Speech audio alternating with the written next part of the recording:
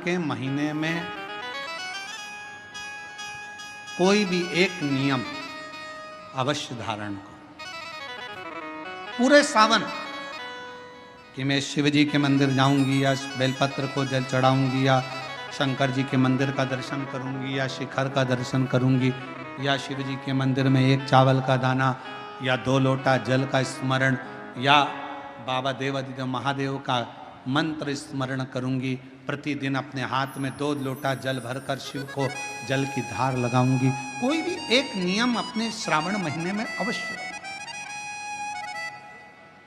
और नियम पूरा होता है तो बाबा करुणा कर।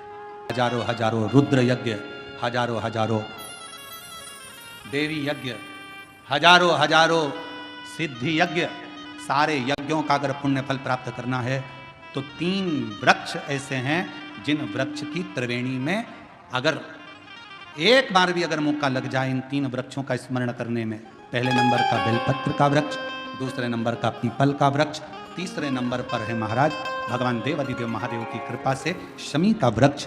अगर कहीं योग से बन जाए, आप रास्ते से निकल कर आ रहे हो, कहीं पीपल का पेड़ मिल गया, जल चढ़ाया, बेलपत्र मिल गया, शमी पेड़ मिल गया, जल समर्पित कर दिया। जल समर्पित करते करते आप अगर कहीं 3 वृक्षों पर आ रहे हो तो हजारों हजारों सिद्ध यज्ञ के फल प्राप्त हो। और यदि ये सब नहीं कर सको तो एक बेलपत्र के वृक्ष की सेवा जरूर।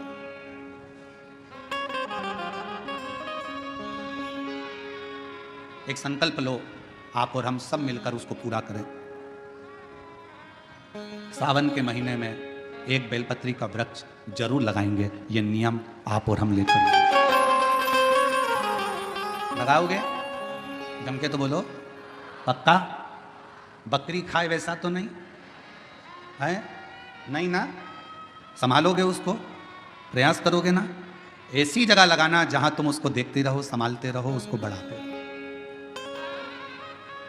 हमसे ये मत पूछना कि पेड़ कहाँ लगाएं, मंदिर में लगाएं, रोड पर लगाएं, किनारे पर लगाएं, शमशान में लगाएं कि कहाँ लगाएं। जहां तुम्हारा दिल कर जाए वहां पेड़ लगाना, पर तुम्हारी निगाह में रखना उसको कि वो बड़ा हो जाए, छाया दे, दुनिया का भरण पोषण करे, दुनिया के ऊपर करना।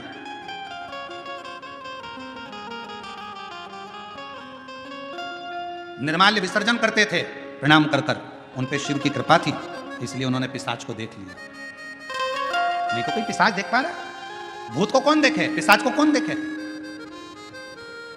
कहा निर्माल्य विसर्जन करने वाले के अंदर एक अलग से बल उत्पन्न हो जाता है, जो जिस पर दृष्टि दे दे तो उसका कल्याण कर देता है। विसर्जन करने वाले पर इतना बल उत्पन्न हो जाता है कि किसी पर दृष्टि दे उसका उद्धार।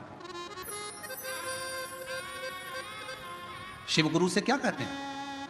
जब हम शंकर की आराधना करने वाले, शिव की उपासना करने वाले किसी गुरु के पास जाते हैं तो गुरु जी के पास जाकर हम ये नहीं कहते कि हमारे सिर पर हाथ रख दो। शिव की आराधना करने वाले, शंकर की उपासना करने वाले गुरु से हम ये नहीं कहते कि मेरा कल्याण कर दो। शंकर की आराधना करने वाले शिव गुरु से हम एक बात कहते हैं, गुरु जी बस एक काम करो, हमको एक बार देख तो लो, क्योंकि गुरु की दृष्टि ही मिल गई तो उससे हमारा कल्याण निश्चित। देखो तो वो एक गीत गाया बहुत पहले का, आप लोगों को अगर हमें विश्वास को प्राप्त करना है, भरोसे को प्राप्त करना है, तो अपने भीतर एक निर्मल ज्योति भगवान के नाम की, मंत्र की, उनके स्मरण की जगाना होती है। आज भी आपका अगर कार्य नहीं हुआ, प्रदोष करने के बाद भी कार्य नहीं हुआ, रोज 1 लोटा जल शिव जी को समर्पित कर रहे हो तो कार्य नहीं हुआ, तो ये थोड़ा समझना पड़ेगा, थोड़ा जानना पड़ेगा कारण क्या। ऐसा कौन सा कारण है कि भगवान आपके करीब में नहीं आ पा रहे? मतलब हमारी परीक्षा हमारा शिव अपने करीब में लाने के लिए बहुत ले रहा है, बहुत, और होगा।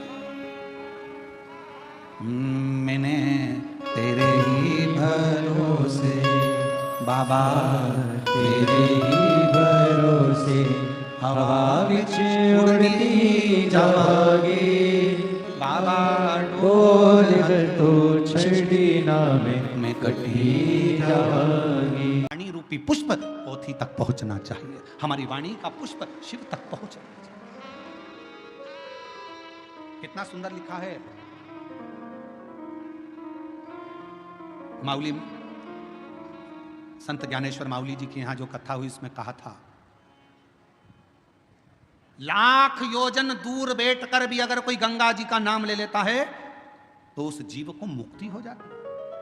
लाख योजन दूर। शिव महापुराण की कथा कहती है अगर बहुत दूर बैठकर भी आपके पास में देने की, ये बेलपत्र आपका नहीं पहुंच सकता पोथी तक। आपने भले झोली में दे दिया हो, किसी को दे दिया हो कि भैया चढ़ा देना, ये नहीं पहुंचेगा यहाँ, फूल नहीं पहुंचेगा यहाँ। तो आप अपनी वाणी का पुष्प दीजिए।